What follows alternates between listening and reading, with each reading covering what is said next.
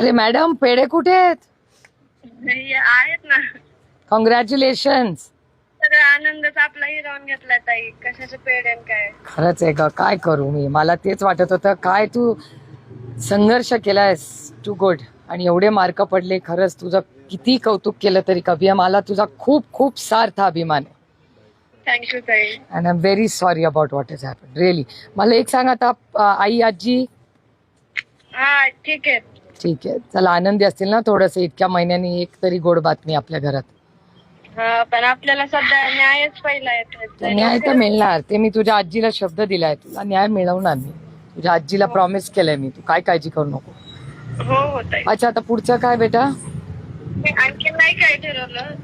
हा, मग काका आणि तुम्ही सगळे बसून घ्या, बोलून मला सांगा मग पुढे काय करायचं ते. हो ताई. हा, ते फायलिंग वगैरे काय, म्हणजे फॉर्म भरायचे वगैरे ते करून घ्या.